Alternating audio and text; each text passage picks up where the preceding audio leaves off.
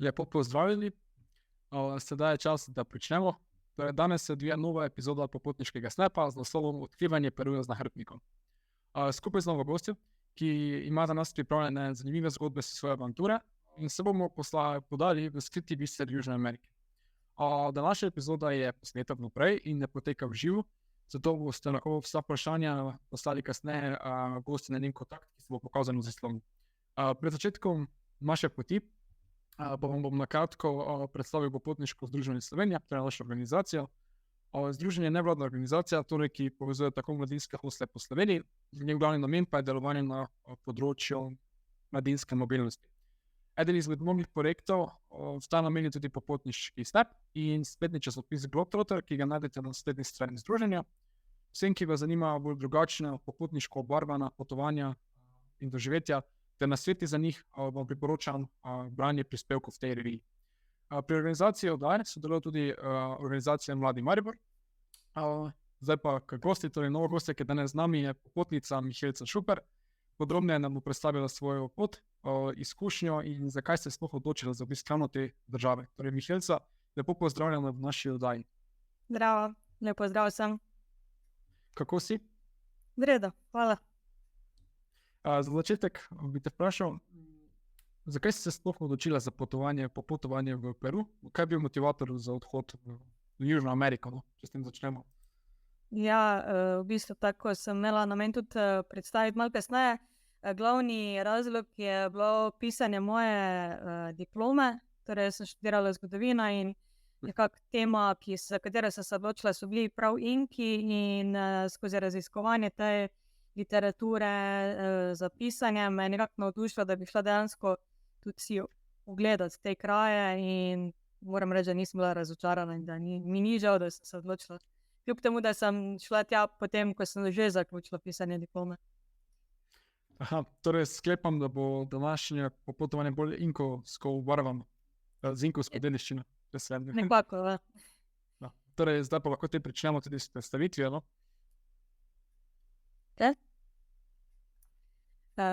Torej, kot sem že omenila, jaz sem študirala zgodovino in nekako po koncu študija sem se potem tudi odločila, da bi bilo nekako fajn obiskati te kraje in sem se torej leta 2017, to je bilo sicer kar nekaj časa, jaz sem diplomirala 2012, ampak pol je bilo malo in finančno in časovno so bili vzroki, da sem se šele kasneje odločila. Torej sem za približno mesec dni sem se odločila, da bom odšla v Peru. Torej, nekaj si že ti povedal o samem Peruju, torej država v Južni Ameriki. Seveda bo treba narediti malo tudi raziskave v sami državi, kako potovati, kam potovati, ker sem potovala sama, ne, kot ženska popotnica, je vseeno malo Južna Amerika, nekateri deli so tako malo niso glih priporočljivi, ampak Peru je načeloma zelo varna država. In sem se pač odločila, da bom šla tja. Želela sem v bistvu v osnovi delati na neki arheološkem najdišču, ker me je to tudi arheologija pa zgodovina seveda povezana in me nekako to zanima. Vendar prek teh raznih volonterskih programov so bili vse posod pogoji, da neko srednje nivo znanja španščine je bil predpogoj. Torej nisem mogla iti tja delati, ampak sem potem nekako se odločila, da bom pa šla vseeno se tja učiti jezika. Torej sem potem se odločila, da prek ene volonterske organizacije, da bom tam upravljala tečaj španščine, ker sem v tistem času tudi delala kot turistična vodnica, pa se mi je zdelo, da je to nekako tudi gre z roko v roki.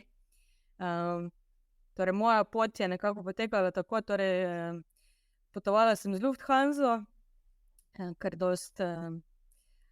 za tako dolgo pot je fajn, da si bolj luksuzno lahko reče, da bolj tle časa ima bolj, če po domače rečemo, na kamot letiš. Torej letela sem iz Gradca do Frankfurta, iz Frankfurta potem do São Paula, iz São Paula pa potem do Lime, tako da bo nekje 17 ur vse skupaj sama pot. Torej, začetek, če lahko vprašam, si vedno tudi obiskal, torej si ogledal tudi glavno mesto, ne, Limo. Ja, seveda. Je bil začetek potovanja, torej, ne?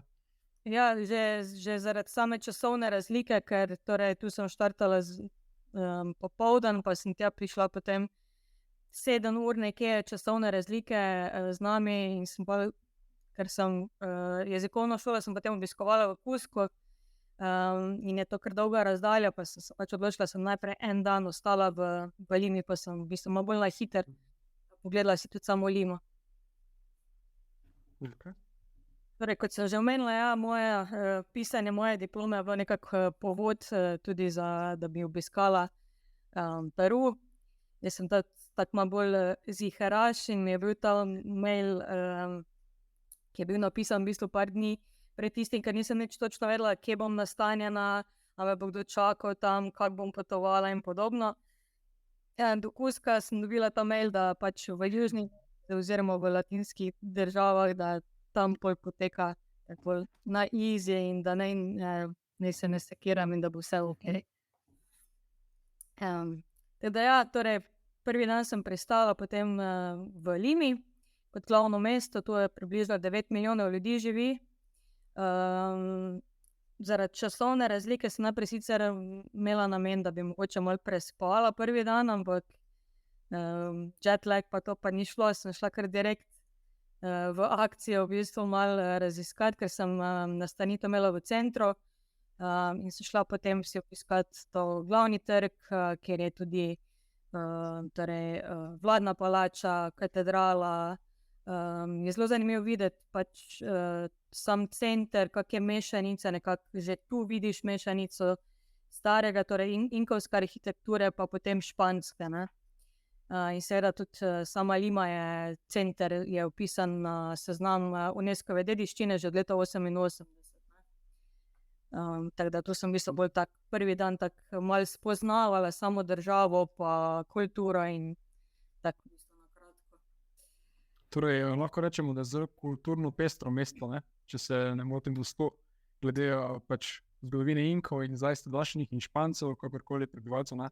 Ja, zelo tako pisano mesto, tudi zelo vidiš veliko nekih poklicev, tako kot že misliš, da recimo ne obstajajo več, ne vem, na ulici vidiš, kako čistijo čevlje drugim, ne, recimo potem ti menjavci denarja, ki seveda ni priporočljivo, da menjaš denar, ne, na ulici, ampak v bankah in teh bolj verodostojnih menjalnicah, ne, ker te hitro lahko ogoljufajo, tako da to je tudi kar zelo pomembno vedeti, ne.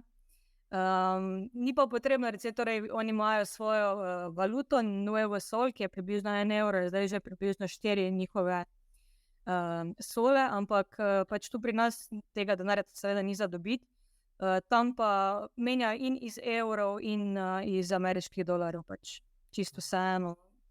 Se pa da kar dobro pač menjati, dobro menjalni tečaj v teh verodostojnih oziroma zaupljivih poslovalnicah. Torej tu sem obiskala pač, kot sem rekla, ta glavni trg, te neke glavne znamenitosti v okolici. Nekako potem, ko se je začelo mračiti, vseeno nisem nekje zunaj se gibala preveč, da sem se potem raje malo naspala, ker sem potem drugi dan me je potem spet čakala malo daljša pot. Torej iz Lime v Cusco, kjer sem bila potem nastanjena večino časa, torej to je na jugu in pa v notranjosti. Torej iz Lime sem najprej potovala ob obali, tudi mimo Naske. Naska je tudi tak zelo znan kraj s temi puščavskimi črtami, ki pa jih žal nisem mogla obiskati, ker mi ni časovno nekako zneslo, ne. Da to imam še eno točko oziroma en razlog, da se vrnem. Če te lahko prekinem tukaj, to so te črte, ki se z neba vidijo. Se z neba vidijo, ja. So zelo različne tudi teorije, kako so nastale in kaj je bil vzrok in podobno. Torej še ni odkrito, ne, njihov nastanek, pač, kdo je kriv za to. To je še en tak misterij. Torej tudi za samo potovanje na te daljše razdalje je zelo pomembno pač narediti malo raziskave, ker niso vse, recimo, jaz sem potovala tu z avtobusom in to je recimo več kot 1000 kilometrov, ne, pot, ker Peru je le taka dolga raztegnjena država in je fajn poznati nekaj teh zanesljivih služb, torej ta Cruz del Sur, s katerim sem jaz potovala, so zelo zanesljiva služba. Recimo jaz sem za teh 1000 kilometrov plačala bilo je okrog $50 ameriških, za to ceno pa dobiš torej ta komfortni avtobus, zasedeš je usnjen, dobiš to za čez oči, da lažje spiš, dobiš odejo, dobiš vzglavnik, sedež se nagne skoraj za 180 stopinj, da dejansko lahko zelo udobno spiš, ker je to le dolga razdalja, pa plus še 2 obroka sta vključena, lahko pa izbiraš med 5 različnimi meniji. Tako da je bilo kar... To je kar luksuzni prevoz, lahko rečem. Ja, kar ja. Skoraj bolj kot letalo. Skoraj bolj pa cenovno, definitivno bolj ugodno. Ampak to je bila res najdaljša vožnja, tako da po teh 22 urah je bilo že bilo kar dovolj.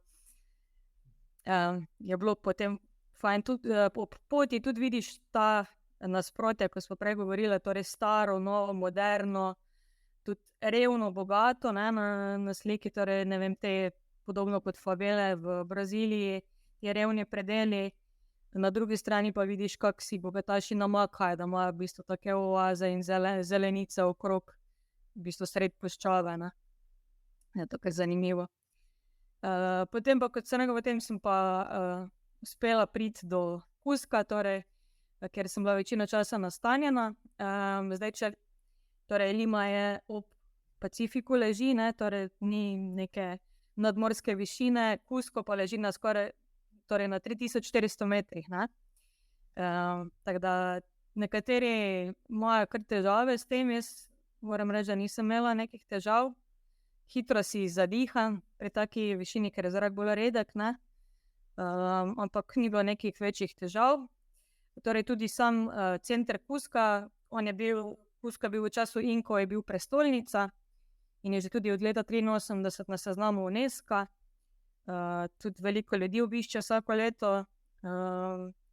Te 2 knjige oziroma ta 2 avtorja, Inka Garcilaso de la Vega, on je bil potomec Inkov, in pa drugi avtor, te 2 knjige sta bila v bistvu tudi moja glavna vira za pisanje diplome. Ker so to dejansko, niso to Španci pisali teh knjig, ampak dejansko potomci Inkov. Torej, če te lahko še vprašam mogoče na tvojo aklimatizacijo, na to mesto, torej nisem imela dobenih, ne vem, občutkov, da si pač na 3400 metrih. Je bil kakšen občutek, ne vem kaj, da bi začutila, evo, da si pač zaviše kot na Triglava, ne? Ne, ker v bistvu je tako zanimivo, ni tako, Cusco ni tako, da bi rekel, da je med nekimi gorami nastanjen, je v bistvu v neki kotlini in nimaš takega občutka, da si tako visoko, tako da bi bil na neki planoti. Tako da ni, se pravi, edino, kar sem pač, ko sem hodila, ko sem bila vajena bolj hitro hoditi, sem malo hitreje bila zadihana, drugače pa nisem imela nekih vrtoglavic ali pa podobnih zadev, kot kaj spada ponovadi k višinski bolezni oziroma tem. Kaj pa, če si videla kakšnega drugega turista ali pa koga drugega, če poznaš, ko je imel pač težave, oziroma če si videla, se vidi to, na primer, kakšen turist pride, pa ni navajen na to, oziroma ga preseneti ta višina? Ja, jaz mislim, da kar, no, sploh potem kasneje, ko sem šla še na kakšne te izlete, pa je bilo dosti ljudi iz različnih krajev po Evropi, po svetu, sem kar videla hitro, da so imeli težave, no, ampak imajo tam razne stvari, s katerimi si lahko pomagaš, razne v lekarnah se da marsikaj kupiti, tudi kokine liste se da žvečiti, to pravijo, da pomaga, da izloča nekaj, kar pomaga proti višinski bolezni, tako da se da pomagati. Okay. Ja, torej o Inkih ne bom, sem pač na kratko, da so bili zelo razvita civilizacija za ta svoj čas, njihova država je obsegala več današnjih držav in sem je zelo dobro organiziran cel sistem, samoorganizacija in vse, in zato sem bili pač kot marsikatera kultura včasih res zelo fascinantni, no, tudi za raziskovati. Zdaj, ta Plaza de Armas, to je glavni trg v Cusco in to je bila v bistvu moja vsakodnevna postojanka. Jaz sem bila od tu približno 15 minut peš nastanjena, torej sem bila nastanjena v okviru tega volonterskega programa, sem bila nastanjena pri eni lokalni družini, pri kateri sem torej imela zagotovljeno prenočišče ves čas bivanja, pa 3 obroke na dan. Teda sem tudi tam dobila kako idejo za kakšne izlete, za kakšne te skrite kotičke za obiskati, da to je bilo kar priročno. In od tam sem imela približno 15 minut peš, da sem prišla do tega glavnega trga. Drugače pa tam so cene, mislim, smešne. Taksi, ne vem, mogoče, kot da bi bilo pri nas 2 evra, pa še to ne. Avtobus je, ne vem, 50 centov recimo. Taksist je vsak drugi avto, sam pomagaš, pa ti ustavi, pa se pa tudi lahko za ceno zmeniš, kakorkoli. Tako da je zelo ugodno se tudi za premika. In to na tem trgu se res vsak dan glavno. Pardon, te prekinem, kaj pa javni prevoz nasploh je urejen, bolj kot mogoče v Limi, ali pa nasploh? Ja, v bistvu tu so zdaj v primerjavi z Limo, so pač v Limi so ti taki manjši kombi, kolektivo se reče. Tu so mogoče bolj ti kot neki mestni avtobusi, ampak pač tako kot marsikje na avtobusu vidiš tu ljudi, ki pač z vso robo grejo, ne vem, na tržnico prodajati živali, vidiš na avtobusu, vidiš toliko, da si napelje celo tržnico v bistvu, oziroma stojnico zraven na avtobusu. Tako da je tudi to zanimivo, mogoče kdaj taki, da malo vidiš, no, ampak je pa urejeno, ni zdaj nekih, ne vem, da bi rekla, da so neki objavljeni urniki, kako vozi avtobus, pač počakaš, ko pride, pomagaš, stavi, plačaš pa kar direkt, v bistvu, kot pri nas neki ti kontrolorji, ko greš na avtobus, plačaš, ko greš dol, on pač stopi dol, pa od novih potem pokasira naprej. Tako da funkcionira načeloma. To je tudi ena taka mogoče tipična slika, ki jo mogoče turist mora narediti z lokalci, ne. So domačinke oblečene v te tradicionalne oblačila, take mladički odlam ali pa alpak in potem nekaj manjega prispevaš za njih, ne. Tako da to je bilo pač nekaj treba. Ampak so bili pripravljeni se fotografirati, torej, ne?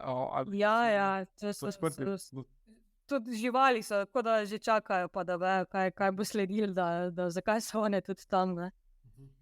Ja, torej ta trg, kot sem rekla, tu se pač zelo veliko stvari dogajajo, vse večje prireditve. Ob nedeljah tu dvigujejo zastavo Peruja, vojaki korakajo, vsi neki razni festivali, to se pač tu dogaja, zelo dosti nekih restauracij, gostiln, takih stvari je tu okrog, tudi diskoteke. Tako da to je kar tako zanimivo. Na tem trgu je tudi v bistvu katedrala. Zanimivo je, kaj je tu. Torej, ko so prišli Španci, Španci so zlato pa srebro so potem oni pobrali, za Inke pa to ni imelo take vrednosti, ne. Njim je pač to se lepo bilo, zato ker se je svetlo, ne. In tu v tej katedrali še lahko vedno vidiš nekaj srebra, zlata, torej ni pozlačeno in posrebreno, ampak dejansko zlato in srebro. In pa pomembna je tudi ta slika zadnje večere, mi jo poznamo, da je na mizi ponavadi riba, tu pa imajo hrčka. Ker hrček je v bistvu tudi specialiteta pri njih, to bom potem malo več mogoče pri hrani, ampak jaz se nisem poskusila, moram reči, ker kar me gleda, mogoče ne morem jesti. Kaj pa drugače, kakšni predmeti pa so, na primer, še zlata, srebra, mogoče kakšni oltarji, ali kaj vse? Ja, oltarji, razni svečniki, te neke ploščice, take stvari. Tu sem jaz mogoče malo grešila, ker načeloma ne smeš fotografirati noter, nisem se malo naskrivaj, ker vse moraš malo pokazati neke stvari.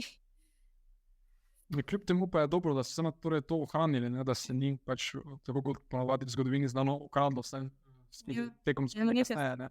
Ja, nekaj stvari mi je uspelo, ja. Ker recimo tu, Korikanča, to je bila glavni tempelj oziroma svetišče v inkovskem času in tu je bilo vse obloženo z zlatom, srebrom, ne, tu pa so zdaj ostale v bistvu gole stene, ne, to so pa potem Španci vse pobrali, kar je šlo dol sten.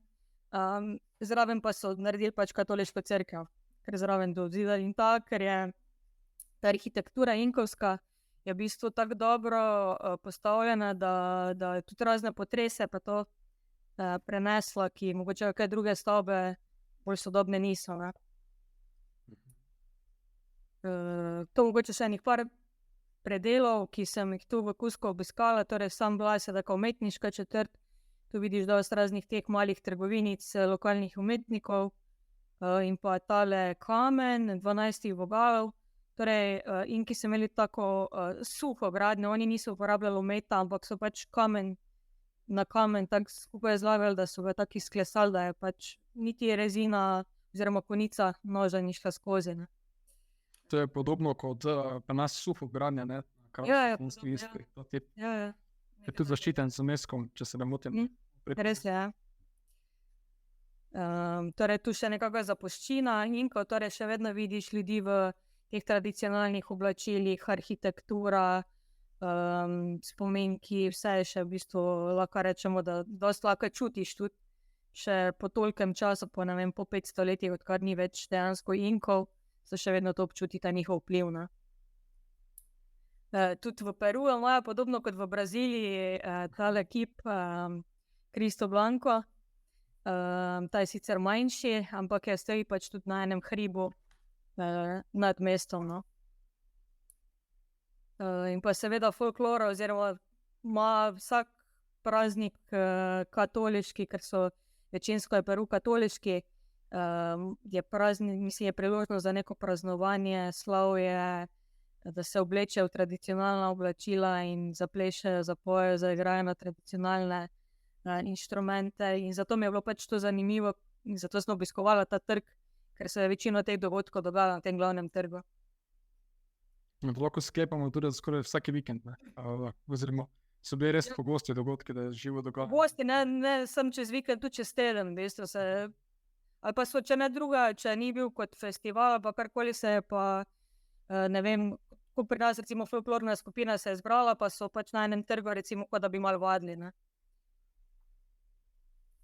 Zdaj, kot sem že omenila, tudi sem pa jaz glasbo, mislim šolo, torej jezik združila, ne samo, da sem pogledala malo zgodovino Inkov, tudi sam jezik, španščino, sem se učila in to je bila v bistvu ena manjša šola, v kateri nas je bilo največ, nas je bilo 5 učencev in vsak je imel svojo učiteljico, torej je bilo poteko 1 na 1. Na koncu sem dobila tudi certifikat, torej sem dobila za stopnjo B2 in sem potem tudi uporabila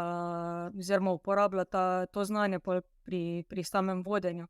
Ker je bilo tudi pri nas, se mi zdi, da čedalje več nekih turistov prihaja iz teh špansko govorečih držav in je tudi kar fajn, če govoriš. Torej tu spodaj pa je moja gostiteljica bila, pa njen kuža, pa še ena njena prostovoljka, ker tudi ta gostiteljica je v bistvu imela eno svojo organizacijo, prostovoljna, kjer je pa v bistvu delala z sirotami pa z mladoletnimi mamicami, tako da je tudi ona bila vpletena v te prostovoljne dejavnosti. In seveda... Preden gremo na Havan, da lahko še vprašam, imam eno vprašanje glede potomcev Inkov, naprimer, tisti potomci Inkov, ki so danes, naprimer, katoličani, kako pa oni gledajo mogoče na to kolonizacijo, to zgodovinsko, ker seveda to bo borno obdobje, lahko rečem. Ja, zdaj jaz tako v bistvu nisem se z lokalci nekaj direktno mogoče o tej temi pogovarjala, bolj mogoče s to gostiteljico, pa z njenim očetom, tako malo, se mi zdi, da vseeno oni bolj se raje osredotočijo na samo pač to njihovo tradicijo in mogoče tako kot pri nas neke stvari, ki so malo težje za govoriti, neka zgodovinska obdobja, mogoče raje preskočijo, pa ne govorijo toliko radi o tem tudi, no. Torej so pa vseeno nekako, nima ni tako težko, ko bi rekel, ozadje do Špancev, mogoče Ne, nisem začutila, da bi recimo imel pa neko negativno stališče oziroma kakorkoli, ne. Ja, no, torej zdaj, če omenim hrano, torej hrana je pri njih zelo raznolika, za Evropejce mogoče kar malo težka, ker recimo kosila se vedno najprej neka juha, pa potem vedno kombinira riž ali krompir z nekim mesom, in je tako, jaz sem ponavadi potem prosila, da sem dobila malo manjše porcije tudi, ker nisem drugače vsega mogla pojesti. No in tu je, zdaj tu na spodnji sliki levo je ta huj oziroma njihov hrček kot specialiteta. Pri njih zelo cenjena, ampak v bistvu njega tako priprave, da ga nadevajo z zelišči, pa potem tako, da bi ga na žaru pekli, ampak ne bi imel okus po zajcu. Jaz nisem najdla neke primerne restauracije, ki bi zaupala, da je to na ulici, pa si nisem upala glih jesti. Vseeno imamo malo drugačno prebavo kot oni in se raje druge stvari preizkusila, ki so pa drugače zelo okusne. No. Oni imajo tudi, ne vem, par 100 vrst krompirja, koruze, tako da tudi, ko obiščeš tržnico, je zelo pisana, je zelo raznolika. Tudi pijača, seveda, imajo kukin čaj oziroma kukini listi, sem prej rekla, da so namenjeni za premagovanje višinske težave z višino. Potem pisko je žgana, njihova žgana pijača, kot nekaj iz fermentiranega grozdja. Kar visok odstotek alkohola, čiča je iz fermentirane koruze, lahko je alkoholna ali pa brezalkoholna. Zanimivo je pa tudi, da imajo oni svojo Coca-Cola in Coca-Cola. In v bistvu v Peruju je Coca-Cola, edina država je Peru, kjer Coca-Cola ne proizvaja, to je Coca-Cola, ampak malo oni proizvajajo to svojo, ki pa ima okus, v bistvu tako po žvečilnem, no. Taka zelo sladka, ja, no. Čisto drugače. Mogoče imaš predstavo, tako zanimivo. Obiskala sem tudi številne muzeje tam v mestu, bom potem kasneje pokazala, na kak način lahko dosti ugodno prideš. Drugače imajo tudi imajo različne tarife, recimo za vstopnine, ne. Lokalno prebivalstvo, torej tisti, ki živijo v Cuscu, imajo zastonj vstop v muzeje, potem študenti imajo zelo ugodno, najdražje pa za tiste, torej za nas turiste, ki ne prihajamo iz Južne Amerike, torej tudi to je ločeno, ali si državljan kjer države v Južni Ameriki ali pa si izven. Tukaj bi te mogoče vprašal, kateri muzej pa si ti mogoče najbolj vtisnil v spomin, katera zbirka, kateri predmet, kakorkoli, kaj ti je bilo najbolj všeč v teh muzejih, da nam nisi pozabil. Mislim, meni je dejansko zanimivo, kako imajo res oni, ker so zelo tudi znani po teh svojih mumijah, ne, ko so se ohranila zaradi podnebja, ko so bila, ne vem, v podnebju ali pa visoko v ledu zakopana in dejansko vidiš 500 let stare mumije, ne, recimo, pač ta del mi je bil zelo zanimiv, no. Torej, na tak način so oni pokopavali svoje preminule, to je bila njihova tradicija, nekaj vrsta novo bred. Ja, so imeli različne dni, ampak pač te mumije so zelo značilne tak za njih, ja. Potem tudi razne tržnice sem obiskovala, tudi zelo različno imaš in z hrano in z oblačili in res, mislim, so tudi zelo zanimive in zelo pisane.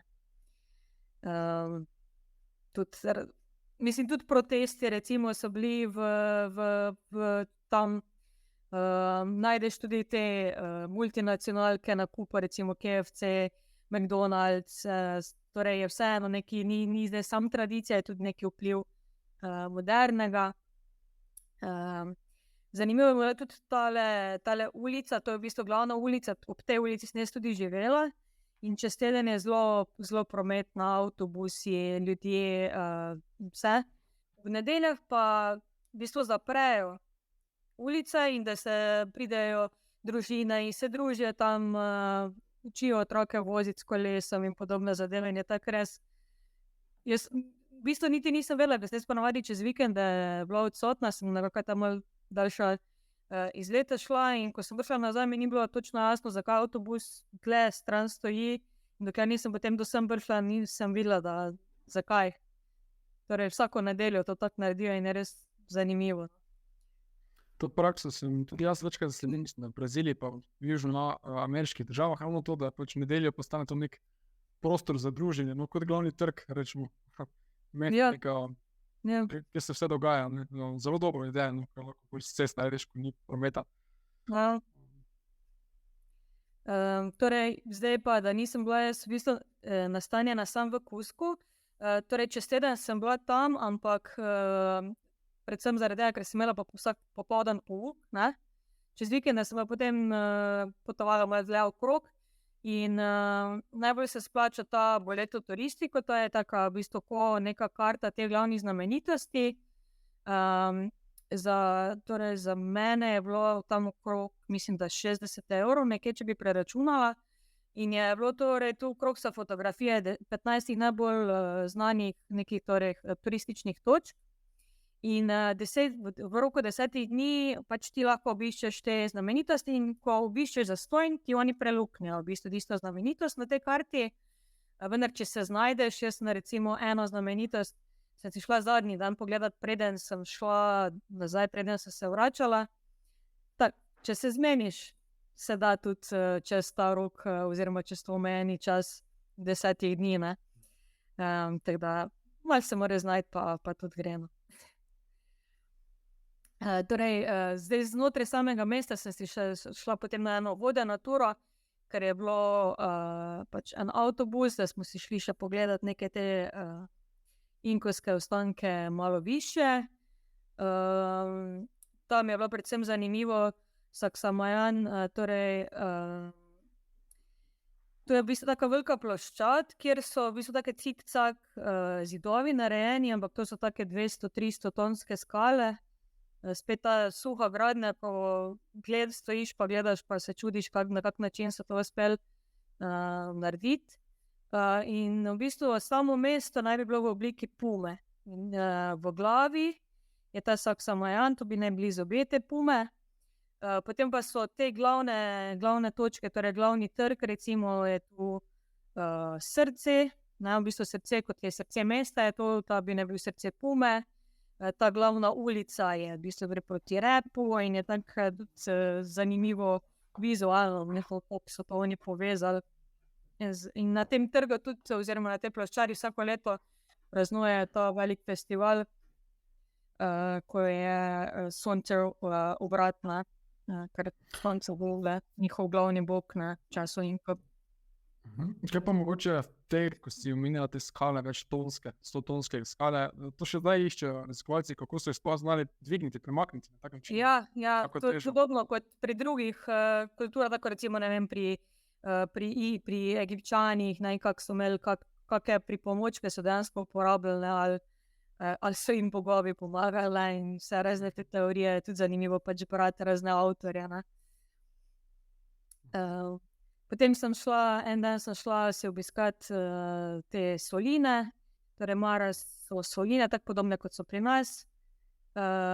Moraji so take v bistvu agrikulturne terase, take oblike spirale in med dnom pa med vrhom je v bistvu lahko do 15 stopinj razlike, torej so lahko različne kulture gojili ne vem, na enem delu so gojili koruzo, na drugem delu so gojili lahko nekaj drugega. Činčara je bil kraj, kjer so nam v bistvu pokazali, kako na naravni način oni barvajo tekstil, barvajo krejo, tako da je bilo tudi v bistvu zanimivo za pogledati. Zdaj mogoče poleg tega, ko sem obiskala ena izmed najljubših izletov je bil tale Rainbow Mountain. Torej ta Mavrična gora, to je zdaj v bistvu bolj tak, marsikdo se vidi že to na Instagramu in je postala od leta 2016, mislim 2016 so bile prve ture, torej smo 2017, še dokaj relativno zgodaj, ni bilo toliko še obljudeno. Zdaj pa mislim, da so kar omejili že tudi številčno, koliko dejansko lahko jih obišče. Torej, to je bilo pa na 5150, to je bila tudi moja najvišja višina, nadmorska višina, kjer sem bila. Tu pa moram reči, da sem mogla se malo bolj ustaviti, sem malo bolj čutila to pomanjkanje kisika. In tu smo v bistvu bili ena skupina, ki smo imeli nekako omejen čas, torej štetali smo zgodaj zjutraj, potem smo imeli si označili take brezrokovnike svetleče, da smo vedeli, kdo pa še skupaj in smo potem, so rekli, mislim, da bilo 3 ure, da prideš do gor. Tisti, ki niso uspeli v tistem času, so se mogli obrniti, zaradi tega, ker popoldne se zelo hitro se vreme spremeni in zaradi varnosti in vsega potem so pač tako nekako časovno omejili tudi, ne. Kot nam je... Ja. Pardon, da te prekinjam. Kljub temu, da je tako visoko, je vseeno pač torej veliko obiskovalcev danes tam, masovni turizem. Ja, ker predvsem zaradi tega, ker tudi omogoča, da ni nujno, da greš peš. Tam ob poti so moje osle, moje konje, s katerimi si lahko malo olajšaš pot. Torej, naša skupina je uspela cela priti na vrh. Torej, da samo povem, kaj je v bistvu fora te Mavrične gore. Torej, tu so različne vrste kamnin in vsaka kamnina ima malo drugačne barve in zato so te različni odtenki, da izgleda kot neke vrste Mavrice. Tako da, to je bila ena izmed mojih najljubših točk, lahko rečem. To sem potem še obiskala razne obredne kraje, lahko rečem, ki se jih uporabljajo v času Inkov, razne namakalne terase, kako so imeli neke vrste vodovod, oni speljani že v tistem času, je bilo zanimivo. In pa seveda, to pa je bil, lahko rečem, vrhunec, ne, Machu Picchu oziroma obisk enega iz svetovnih čudes. To sem štartala tudi iz Kuska, to najprej v bistvu greš s temi kolektivi, si te mini kombiji, ki sicer imajo neke vrste, lahko rečemo, časovnice oziroma kdaj grejo, ampak vsi šoferji čakajo, da se napolnejo, ne, do konca, da se jim nekaj vrste splača. Potem pa, ko prideš Ollantaytambo, je to izhodišče, od tu greš pa potem z vlakom do Aguascalientes. Tu so tudi različni tipi vlakov in tu seveda se tudi razlikuje cena, ne. In potem iz Aguascalientes pa sta spet dve opcije. Torej, za vstop v Machu Picchu potrebuješ to vstopnico, ki jo moraš naprej kupiti preko spleta, ker je odobrena strani ministrstva njihovega za kulturo, ne. Torej, ti si izbereš datum, kdaj bi rad šel, in ti potem oni odobrijo, ne. Je pa tudi različne vrste vstopnic so, lahko izbereš samo za Machu Picchu, lahko izbereš še potem dodatno, jaz sem še šla dodatno neko goro in tudi to se zdaj v bistvu tistega časa, ko sem tam kar spremenil. Ko sem šla jaz, sem lahko šla še sama, torej noter brez turističnega vodnika, samo v tisti uri, pač, ko si izbral, si mogel iti noter, si imel vstop, pa pač omejeno število za določen čas. Zdaj po covidu pa so spremenili, torej, da so samo enih par ur na dan in pa to moraš iti vodeno, ne moreš iti več sam. Je pa seveda že takrat, ko sem bila jaz, je bila točno določena pot, si mogel v bistvu krožno iti, nisi mogel kar tako hoditi, kjer si sam hotel, ne. Jaz sem šla tudi v bistvu iz izhodišča, sem šla peš, ker drugače lahko greš do vhoda, se z avtobusom pelješ, ne.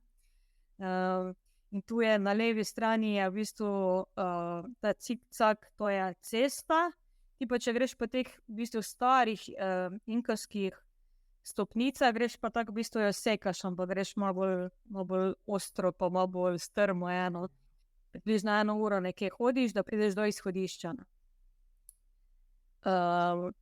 Torej, potem pa prideš do vhoda v sam Machu Picchu. Jaz pa sem šla še v bistvu na to goro zadaj, Huayna Picchu. Sicer nisem vedela, ko sem zbirala tam opcije pri vstopnici, se nekaj, da ne bom zdaj sam grem še nekaj zraven, čeprav nisem vedela, v kaj se točno spuščam, ker to je pa tu, kar vidite na desni strani te slike, so pa stopnice na to goro, ki je torej še v bistvu nekje 200 metrov više nadmorske višine nad Machu Picchu in naklon stopnic je nekje lahko tudi do 60 stopinj. Tako da, pa brez vsakega varovanja, brez vsakih ograj, da sem kar vesela, da sem šla v lepem vremenu, ker ne vem točno, kako to izgleda, ko je slabo vreme. Po uradnih podatkih pa sta bile tu samo 2 smrtne žrtve. Tako da ja, pač to so različne opcije, ki lahko greš. Tu so te lame, so tudi tako domačene, da se zelo rade slikajo, rade delajo selfije. In pač tu sem res pol preživela, mislim, da na 3-4 ure, da sem se res v miru pogledala vse.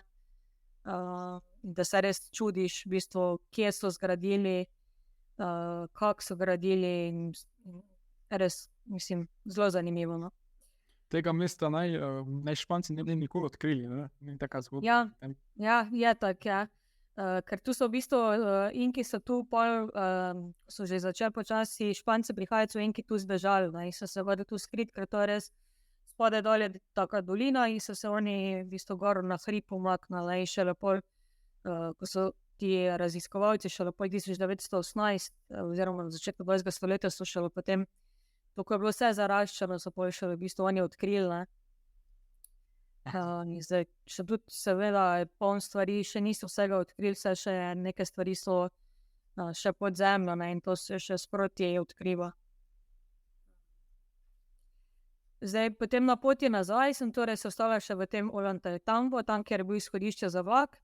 To je bil tudi po neki administrativni center Inko in tudi so tudi podobne razne te terase in pač tu sem si šla pogledat. Ko sem se pa potem vrnila nazaj v Cusco, pa je bil tu en festival, za katerega mi ni bilo najprej sploh jasno, kaj se dogaja. Torej bili so oblečeni te razne folklorne skupine v svojih tradicionalnih oblačilih. Obmetavali so se z vodnimi baloni, pa špricali so se s peno in tudi če si turist, temu ne moreš se izogniti. Tako da tudi za mano so tekali in me špricali. Tako da bilo kar zanimivo, no. Ne vem pa točno, kaj je point tega vmetavanja, kakšne globi pomenili, pač sam, da se moja fajn. Zdaj en mal daljših izletov, torej je bilo še pa potem Arequipa. To je imela tudi belo mesto zaradi te kamnine vulkanske in tu okrog so tudi ti taki znani vulkani. Jaz sem obiskala tudi tu samostan Santa Catalina, ki je v bistvu približno na 20,000 kvadratnih metrih se razteza. To je še vedno aktiven samostan ženski, lahko ga greš obiskat.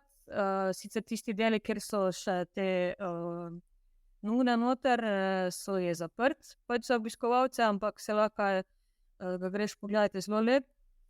Pa kaj mene tu fascinira, je bil tudi ta muzej, Santuario San Dimas, torej tu so pa tudi te imajo zelo znane mumije, ki se jih odkrili na vrhu, te otroške mumije predvsem, ki so bile kot neke žrtve.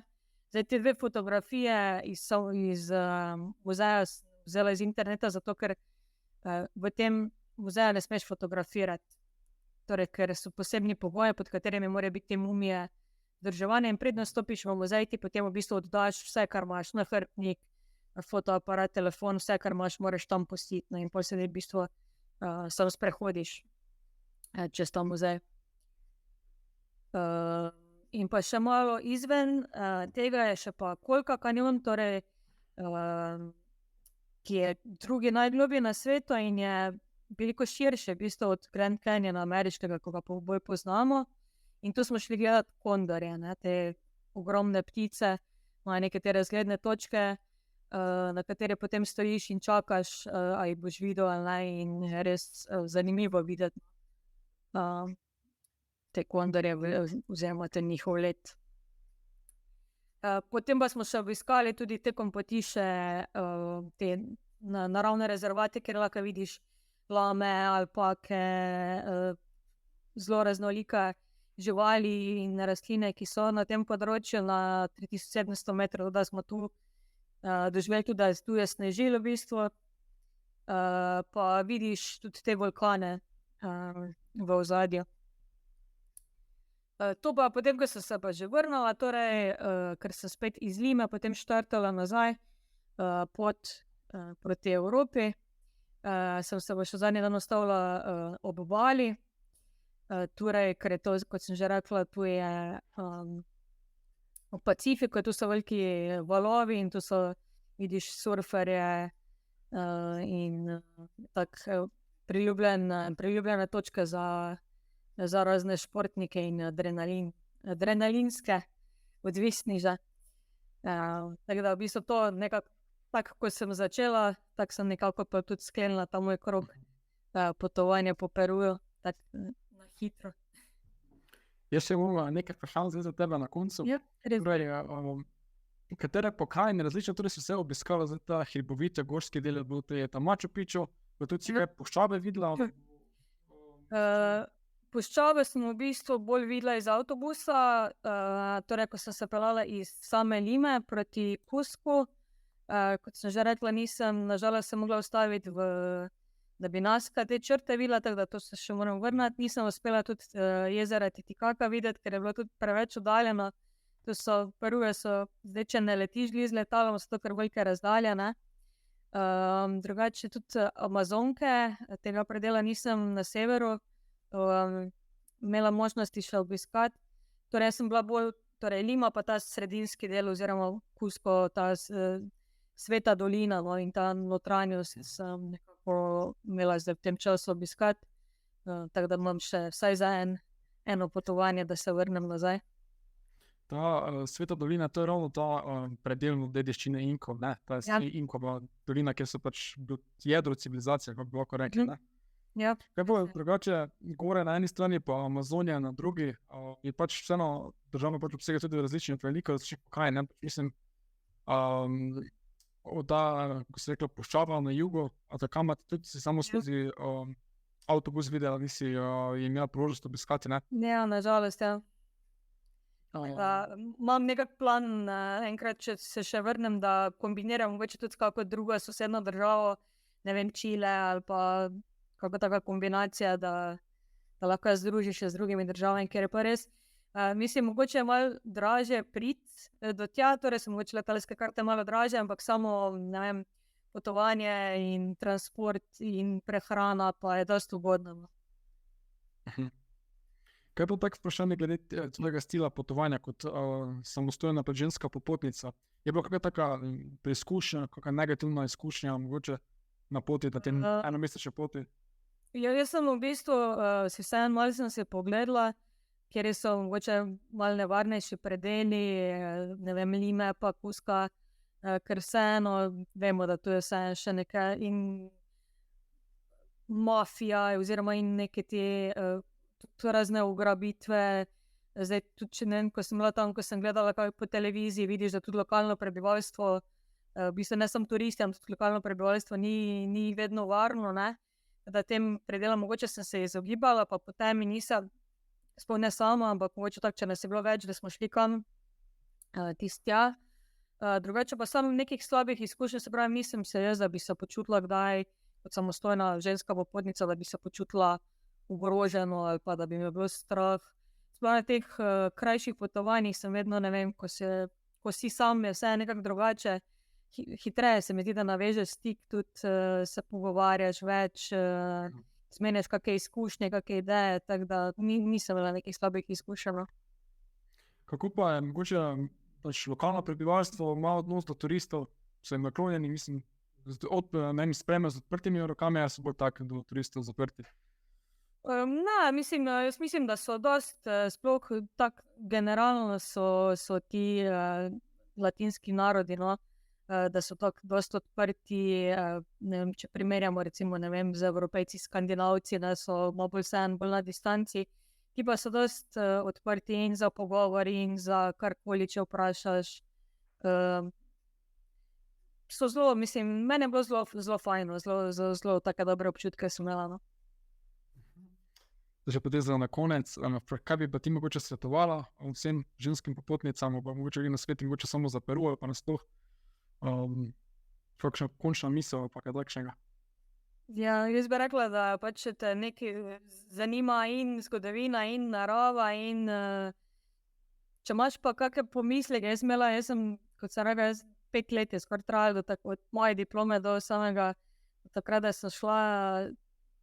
Če se odločiš, potem gre in finančno in časovno gre skozi, tako da dajte si upati, pa pojte, ne bo žal. Za kakšno bolj vprašanje, pa pravim, kaj je bolj specifičnega, pa komot še vprašajo, gledalci napišejo, pa z veseljem kako svetujem. Torej, zdaj smo zaključili z dobrim, končnim, nekim spodbudnim govorom, no? Tako zdaj smo prišli do konca te epizode današnjega druženja. Za dodatna vprašanja, tako kot je Mihaelica povedala, lahko kontaktirate na spodnjem kontaktu, ki ga vidite spodaj, torej na njenem mailu. Mihaelica, hvala za tvoj čas in za deljenje svojega popotovanja z nami. Fotografije in vse informacije, ki smo izvedeli, so super, sem se tudi veliko naučil in upam tudi, da bodo se veliko naučili gledalci in gledalke. Tvoja zgodba je res bila čudovita, izjemna, no? V glavnem na nek način spet drugačna, si pač v okviru tega učnega procesa bila tam, da si se dejansko španščine naučila. Želim ti pa v okviru tega tudi veliko potovanj v prihodnje, takšnih in drugačnih. In še enkrat hvala. Drugače pa to epizodo za vse gledalce in gledalke imamo tudi na YouTube kanalu Popotniškega združenja, poleg ostalih epizod, ki si lahko še enkrat pogledate. Lahko pa jo poslušate tudi v obliki podcasta na temu namenjenih aplikacijah. To je bilo za danes vse. Hvala za vaš čas in na naslednjič veliko potujte. Bom vojač.